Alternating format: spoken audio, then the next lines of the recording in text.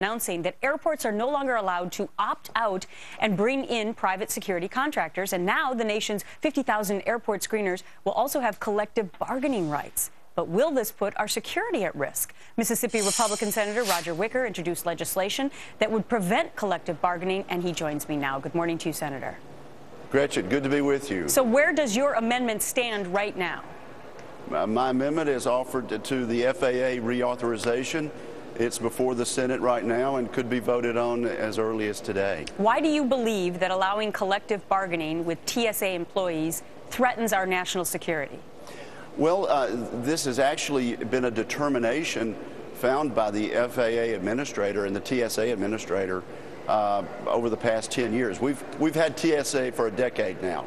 The employees always, because of national security considerations, have not been allowed to collectively bargain, and it's no different from FBI agents or Secret Service agents. They're protected in other ways, but the union contracts and the demands of collective bargaining are cumbersome and less flexible than we need in national security situations. So you gave me an example during the commercial break of something that happened recently where TSA had to make shifts within a 12-hour time period. You believe that would not happen?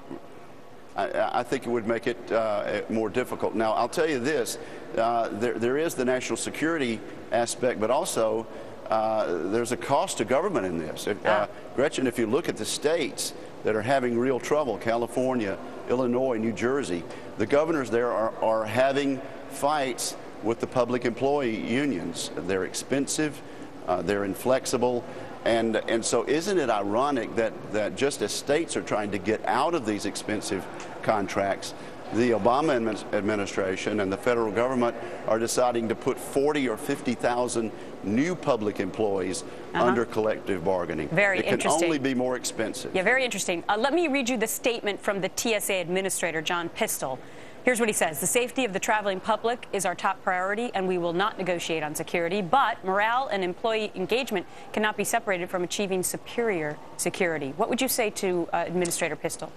Well, I guess the administrator could say that about FBI agents and Secret Service agents, too. But as a long-standing practice, this federal government has not negotiated collective bargaining agreements with security personnel. And that's what TSA are. So I really think that the administrator is less interested in the well-being of TSA and more interested in really carrying out an Obama administration goal of adding 40,000 additional union dues payers to the public employee unions. I really think this is what this is about from the administration standpoint. Very interesting. Senator Roger Wicker from Mississippi.